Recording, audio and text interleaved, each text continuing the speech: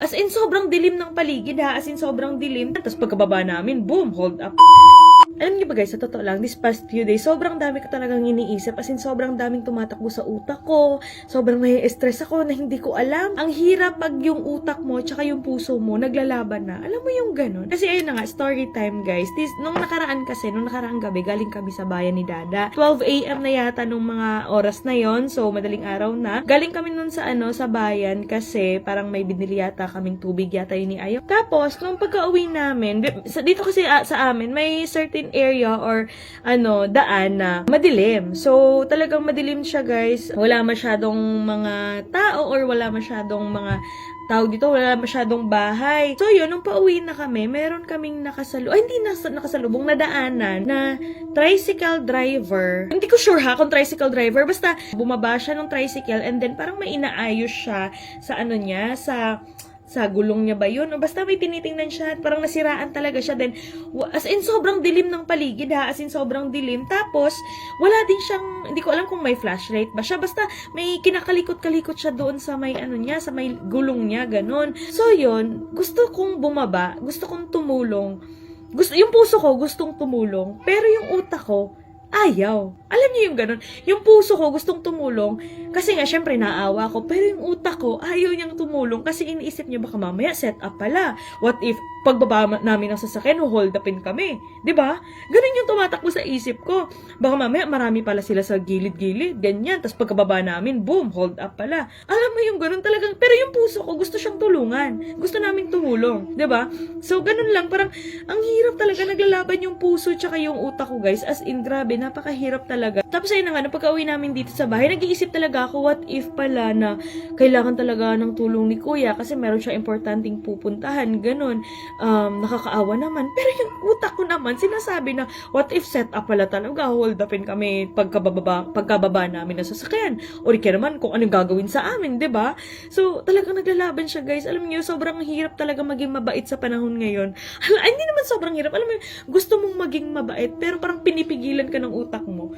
Kasi baka ikaw naman yung mapahamak. Alam mo yun, talagang di ko alam kung makukonsensya ako or maaawa ako or tama ba yung ginawa ko. So, yun lang. Ang iniisip ko kasi that time, what if na may gagawin palang masama sa amin? Ganyan, pagkababa namin na sasakyan. Yung ganun yung iniisip namin. Kung kayo yung naka-encounter ng ganong scenario, sa madilim na daan, walang ibang mga bahay-bahay na nasa paligid, bihira lang yung mga dumadaan. Kasi nga, madaling araw na yun 12 a.m. na eh.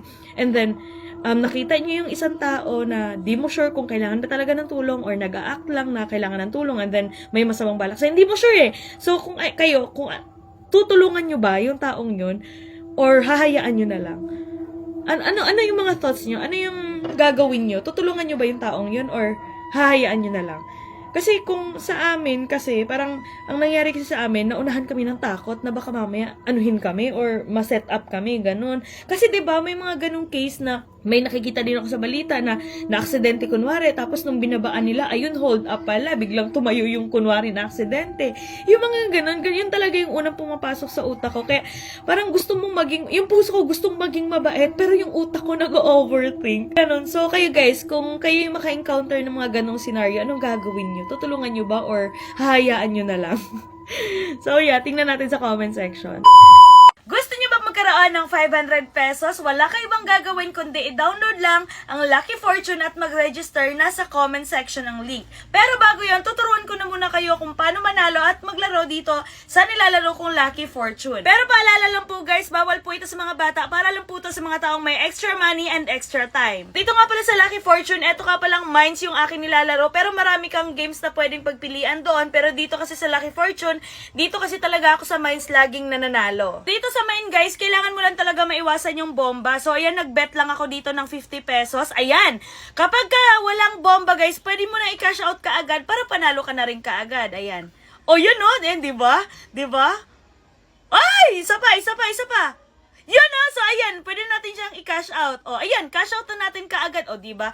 Pakadali lang talaga, ganun lang talaga kadaling manalo at maglaro dito. So ayan, magbe-bet pa tayo guys. Ayan. So, kung gusto mo na i-cash out kaagad para panalo ka na kaagad, i-cash out mo na. Pwede mo na siyang i-cash out. Ganun lang talaga kadaling manalo at maglaro. Ayan, no? Oh, ay ba, 'di ba? Nakaano na ako ng isa, cash out na natin para manalo na tayo kaagad. Ganun lang talaga kadaling manalo at maglaro dito, guys. Ay! Cash out na natin. Hey, cash out! Cash out. One more, one more. One more. Ayun, no? Ay, cash out na natin. O, diba? Ganun na talaga kadaling manalo at maglaro dito, guys. Kaya sa mga gustong manalo at maglaro, mag-download at mag-register lang kayo. At para sa mga napag-register, mamimigay ako ng 500 pesos GCash. Kailangan nyo lang mag-send or mag-comment ng proof ninyo or screenshot na kayo ay nakapag-download at nakapag-register ng Lucky Fortune.